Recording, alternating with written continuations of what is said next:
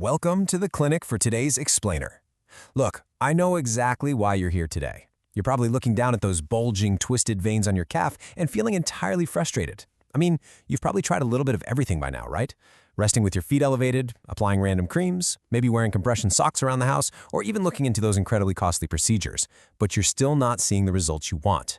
And that's because all of those surface-level treatments are only dealing with the symptom, not the root cause.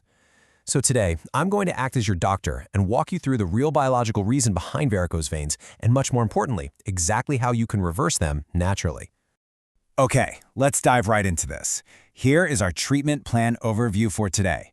We're going to start beyond the surface symptoms, uncover the estrogen and aromatase link, outline your dietary prescription, rethink exercise and compression, and finish up with topical and structural repair. Let's get started. Section 1. Beyond the surface symptoms, finding the root cause. Let's treat this like your initial patient intake. We have to rule out mere coincidences to find out why your veins are struggling in the first place. I want to fire off a few diagnostic questions for you to think about. First up, why are varicose veins so much more common during pregnancy? The usual medical answer you'll hear is that as weight goes up, pressure on the legs increases, and the veins weaken. Now that's not wrong, but honestly, it is incomplete. Weight gain simply isn't the whole story here. Which brings us right to a second question. Why do they get worse with birth control pills or hormone replacement therapy? Think about it. In these situations, there isn't always a massive, sudden weight gain putting physical pressure on the legs, yet the veins still suffer. This really builds a strong case that there is a very specific chemical at play inside your body. And our final diagnostic question for today. Why do they reappear during menopause? We often think of menopause as a time of decreasing hormones, right? But the story is actually much more complicated. When you look at pregnancy, birth control, and menopause all together, it completely shatters the standard narrative that varicose veins are just about tired legs or being on your feet too much. There is literally one specific chemical denominator tying all of these together. And here is your diagnosis: estrogen. High estrogen is the common thread across all of these major life events. Whether it's the high estrogen of pregnancy, the synthetic estrogen in birth control and hormone therapies, or the wild, complicated hormonal shifts of menopause, this is the culprit. When excess estrogen circulates in your system, it actively makes those veins swell. I mean, it literally puffs them up and twists them out of shape. But how exactly is this happening? Section 2. The estrogen and aromatase link, the hidden link. It's time for a quick biology lesson in our consultation, so you understand exactly where this excess estrogen is coming from, even if you aren't pregnant or taking a pill. Now, what's really interesting here is a specific enzyme called aromatase. So many people who have spent years searching for a cure for varicose veins have never even heard of it. Aromatase has one primary job. It takes testosterone and converts it into estrogen. It lives in your adrenal glands, your ovaries, and your breast tissue. But most importantly, it lives in your body fat. Your body fat essentially acts as a massive factory for this estrogen-producing enzyme. So the more body fat you have, the greater your body's capacity to churn out excess estrogen. Let's walk right through this documented direct biological chain reaction. Step 1, increased body fat.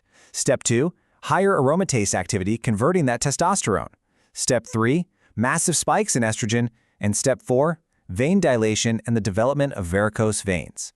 This isn't just a theory. Clinical research has shown a direct, documented link between these high levels of estrogen produced in the body and the physical dilation of your veins. We've officially found the root mechanism. Section 3. Your dietary prescription. Food as medicine. Now that we know what's actually causing the problem, we're moving into the first phase of our treatment plan. We are going to use food as medicine to stop this aromatase enzyme right in its tracks. So the crucial point here is that you can actually inhibit this enzyme using things sitting right in your kitchen. Cruciferous vegetables like kale, broccoli, Brussels sprouts, and cabbage are fantastic natural aromatase inhibitors. Garlic is incredibly effective here too. But listen, to get down to the absolute deepest root level, we need to shut down the factory itself. By using a healthy ketogenic diet and intermittent fasting to reduce body fat, we eliminate the main source of excess estrogen production entirely. Section 4. Rethinking exercise and compression, the circulatory layer. Now, you might be thinking, great, the hormonal issue is sorted, I'm good to go. But I have to warn you, as your doctor and today's explainer, varicose veins are not just a hormonal problem. There is a serious circulatory layer here too. If you ignore this next part, we are going to go right back to square one. The old advice tells you to rest your legs and give those damaged veins a chance to heal, maybe only wearing compression stockings when you're in bed. But here's why that is fundamentally backwards. Veins are a system that absolutely do not work properly without muscle movement. Veins completely rely on your leg muscles to pump blood back up to your heart. If you just rest, that blood pools in the legs, internal pressure skyrockets, and the already weakened vein walls just get damaged even more.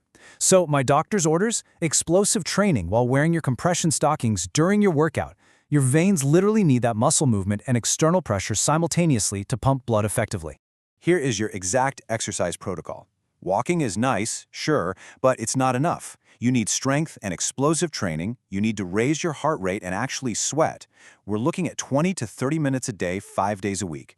And here's the absolutely fantastic news.